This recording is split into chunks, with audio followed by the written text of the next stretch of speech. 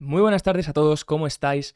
Y bueno, vaya día porque las bolsas ahora mismo están verdes. Vamos a comentar también, en el último vídeo hablábamos de ese posible rally alcista que había que vigilar, que había que mirar, qué activos hay que seguir. Bueno, pues vamos a repasar esos activos, cómo lo están haciendo y qué zonas hay que vigilar también para que, bueno, que el mercado por lo menos aguante un poco o por lo menos aguante esta tendencia. Hoy hemos tenido un dato económico, no ha sido bueno, pero el problema es que esta gente que veis aquí lleva 2 semanas dando la lata, diciendo, esta gente es la administración de Biden, llevan diciendo 2 semanas que ahora 2 trimestres consecutivos de PIB no son recesión, que la recesión tiene que decretarse por los expertos económicos y que, bueno, y que no sé qué, y que lleva más involucraciones en el mercado laboral, en la inversión, en diferentes cosas. Bueno, pues este tío que tenéis aquí era el que decía en 2008 que sí, que 2 trimestres consecutivos de bajadas en el PIB son recesión. Y ahora dices que no. Bueno, ¿en qué quedamos? Sea como sea, para todo inversor y para toda persona que invierte, tenemos que ver esto como una recesión técnica. 2 trimestres consecutivos de PIB negativo son una recesión técnica. Oye, ¿no nos gusta admitirlo? Pues no lo admitamos, pero es la realidad. Fijaros que ha salido el dato hoy con un menos 0,9% de lectura para este trimestre. Recordemos que el trimestre anterior, después de tantas revisiones, fue del menos 1,6% y ahora del menos 0,9%. ¿Es mejor que el trimestre anterior? Sí, pero es negativo. Por tanto, confirma esa recesión. Powell dijo ayer, ayer hubo subida de tipos de 75 puntos básicos finalmente, y Powell dijo ayer bueno, que este PIB está sujeto a muchas revisiones, este PIB del menos 0,9%.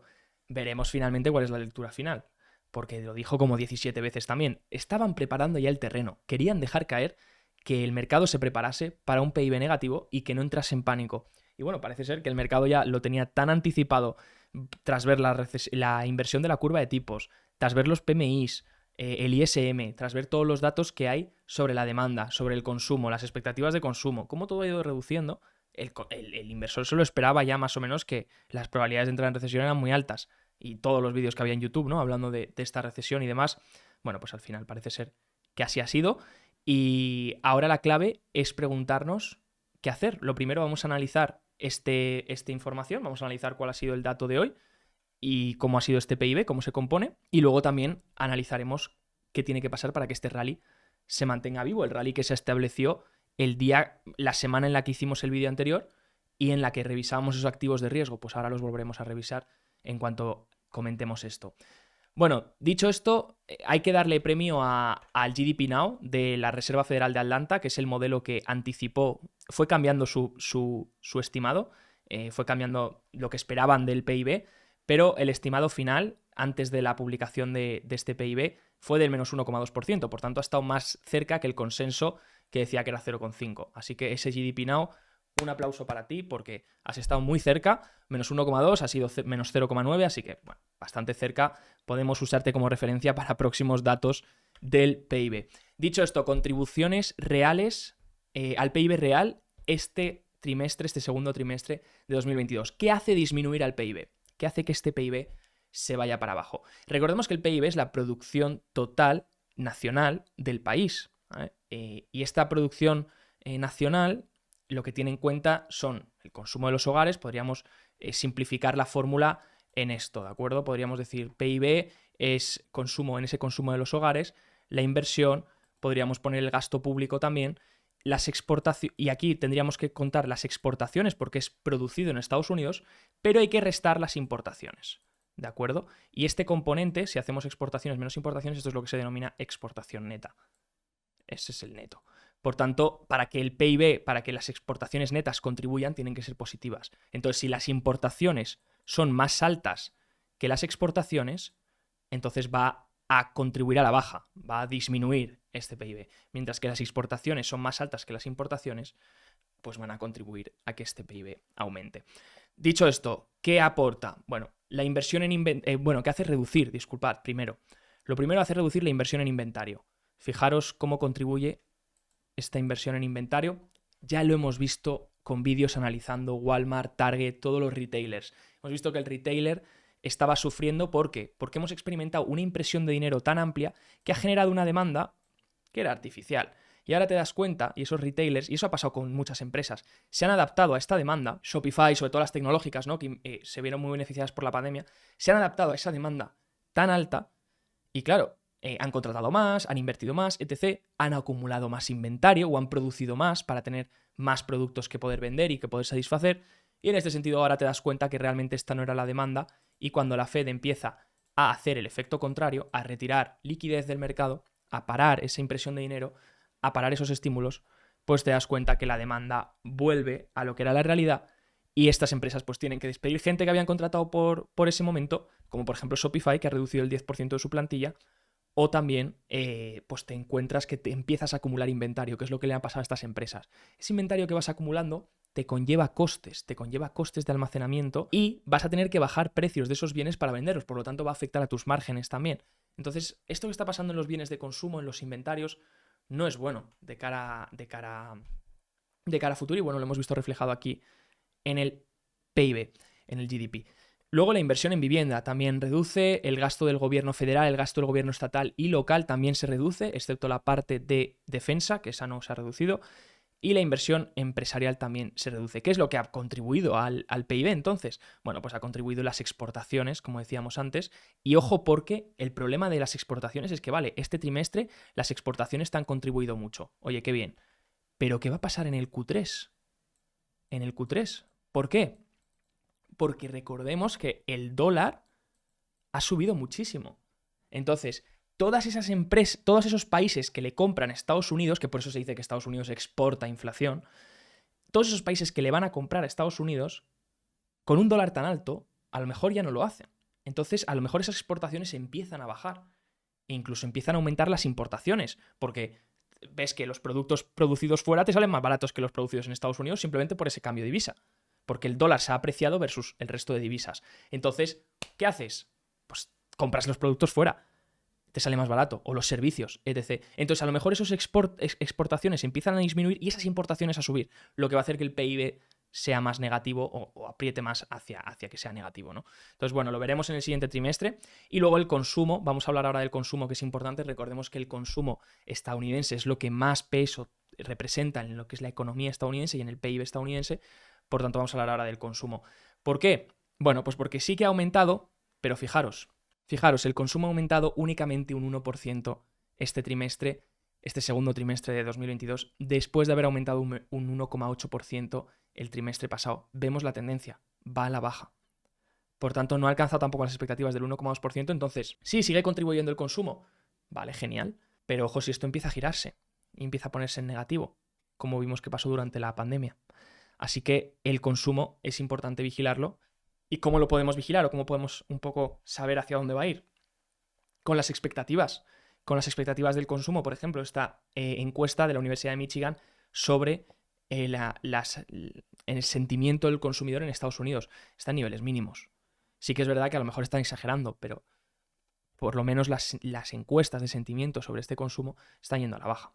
Lo que está poniendo en peso sobre cómo va a reaccionar ese consumo. Si en el Q3 se va a empezar a intensificar más, sobre todo visto que las familias cada vez van a tener menos ahorro disponible, que además los gastos están aumentando, que las hipotecas están aumentando, los gastos para vivir están aumentando porque te está aumentando la renta, te está aumentando la hipoteca, etc. De hecho, destacar que ese gasto en vivienda también, que hemos visto, pues cómo no lo vamos a ver si está impulsado por eso, por unos altos costes y por una financiación que te sale muy cara con las hipotecas. Dicho esto, tenemos el mercado ahora mismo en verde, a falta de cerrar, falta por cerrar y va a estar esta semana ha sido mucho engaño, muchos movimientos falsos tras publicaciones. Normalmente siempre el primer movimiento tras una publicación de un dato suele ser un movimiento falso y luego pues va desarrollándose durante la sesión. Sí que es verdad que esta semana ha sido muy rara, porque hemos tenido muchos datos y hemos tenido un mercado que pues, reaccionaba bien, luego se daba la vuelta, luego subía. En principio, ante la subida de 75 puntos de la Reserva Federal, fijaros que ya los intereses a largo han caído. O sea, el TNX, que es el ETF del interés del bono a 10 años, a pesar de que la Reserva Federal haya subido los tipos 75 puntos básicos ayer, están cayendo. ¿Por qué están cayendo? Porque creen que la Fed, y por qué el mercado se lo tomó bien ayer la decisión de subida de 75 puntos básicos. Uno, porque ya lo esperaban, y dos, porque creen que la Fed acabará pivotando tarde o temprano. ¿Por qué? Porque la economía entra en recesión, por tanto, la Fed tiene que intervenir y por tanto volverá a bajar tipos en el futuro. ¿Conseguirá frenar la inflación? Bueno, esa es la pregunta del milenio. A lo mejor pasa algo como en el 70, ¿no? Que primero hubo un primer shock inflacionario, se bajaron tipos también después, bajó el CPI al 5%, hubo una recesión y luego hubo otro shock inflacionario que creó otra recesión y todavía ese shock inflacionario fue más alto. Y el CPI entre los dos nunca llegó a bajar del 5%. Entonces veremos lo que pasa, pero el mercado en ese sentido, pues para que fijéis que los intereses ya están cayendo. ¿Qué tenemos que vigilar? ¿Qué vigilemos para este rally?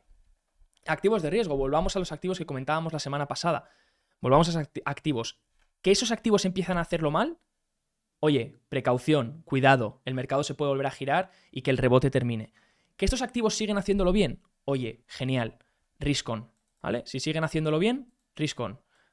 Apetito de riesgo del mercado. Si lo empiezan a hacer mal, risk off y por tanto tenemos que tener cuidado y tomar precauciones. ¿Qué podemos mirar? Bueno, pues calidad crediticia, podemos irnos a los bonos de alto riesgo, high yield, y por encima de la media del ETF, por encima de la media de 50. Por tanto, mientras aguante esta media de 50 o esta nueva caja hecha aquí, pues oye, genial. ¿Que la empieza a perder? Risk off, ¿vale? Y cuidado. Otro indicador que podemos mirar, el IWM me gustaba más que otros índices, ya lo dije en el pasado vídeo, porque tiene un componente de empresas que son mucho más arriesgadas, obviamente. Por tanto, quien se mete en estas empresas está asumiendo un riesgo mayor o una beta mayor que lo que puedes estar asumiendo en otros índices. Entonces, bueno, recuperaba esta media de 50, era la que poníamos como referencia, la sigue aguantando, así que mientras aguante esa media de 50, todo ok. ¿Que la pierde? Risk off, ¿de acuerdo? Estas serían las cosas a vigilar. Que la pierde, risk off y mucho cuidado. ¿Que sigue aumentando? Pues oye, genial, el rally puede seguir durando. El Bitcoin, lo mismo, media de 50, podemos cogerlo como activo de riesgo, de hecho se adelanta un poco a lo que va a hacer el mercado. Activo de riesgo, pues cojamos esa media de 50 también. Ha estado peleando estos días que si la perdía, que si no la perdía. Ayer la recuperó fuerte, pues ahora que la aguante. Ahora que aguante esa media de 50 y si la aguanta, pues risk on. Si la pierde, risk off. ¿Qué otro indicador tenemos? El ETF Vanguard Growth. Empresas más de categoría Growth. Hemos visto que este año las Value, por protección del inversor, lo han hecho mejor y las Growth han caído. El inversor se ha refugiado en cash flows, en una valoración mucho más atractiva, etc. Y ha dejado pues, lo que es las expectativas y lo que es el crecimiento a futuro de lado. ¿Por qué? Porque estas empresas tenían una valoración también mucho más alta y presentan un riesgo mucho más importante en un mercado complicado, en un mercado donde no quieres asumir riesgo. Bueno, pues ahora parece que el Vanguard Growth ha recuperado esa media de 50, así que lo mismo, vigilemos que no pierda esa media de 50. Si la pierde, otra señal de risk off y de por tanto tendremos que tener precaución. Y luego en cuanto a otros índices growth importantes o de alta beta, podríamos coger ARK, por ejemplo, que está por encima de la media de 50, lo mismo, si pierdes esa media de 50, cuidado. Podemos coger el sector biotecnológico, ¿vale? Que fijaros que estos ya cruzaron la media de 50 hace varias sesiones, hace varias semanas. Ya te estaban indicando algo esos activos de riesgo de un posible rebote fuerte en el mercado. Este sector de biotech, pues lo mismo, que aguante la media de 50, el XBI, podemos mirarlo. Y luego el ETF IPO, que es de las IPOs, que son las que se han perjudicado muchísimo. ¿Por qué? Porque han salido unas valoraciones excesivas. Pues lo mismo, vigilar que mantenga esa media de 50 y que no se vaya para abajo. Por último, vigilar el VIX. El VIX ha perdido este soporte que tenía, este mínimo que tenía en 23,74. Parece que lo ha perdido, hay que ver cómo cierra la semana, recordemos que esto no dice nada, todavía esto puede ser un engaño y ahora mismo estaréis viendo el vídeo y a lo mejor ha cerrado de otra manera, no se sabe, sea lo que sea, hay que mirar el cierre de la semana y que estas categorías que he dicho se cumplan. Y ese VIX, pues yo tendría cuidado si vuelve a repuntar hacia la zona de 25 y lo recupera. ¿Que sigue para abajo o que sigue manteniéndose aquí? Bueno, pues estará haciendo nuevos mínimos y máximos pues decrecientes, ¿no? Mínimos decrecientes y máximos decrecientes. Y luego habrá que ver lo que hace en la zona del soporte de 20. Dicho esto, chicos, me despido. Espero que os haya servido este repaso. Recordemos, la economía, el mercado, la economía muestra que hemos entrado en recesión, que las cosas todavía pues, podrían ir un poquito a peor. Y el mercado, pues ahora mismo muestra un rally. Seamos precavidos, vigilemos estos activos de riesgo. Si lo hacen bien, oye, genial, el rally sigue vivo. Que empiezan a hacerlo mal, tengan cuidado y protejan sus inversiones. Me despido y un feliz fin de semana. Chao, chao.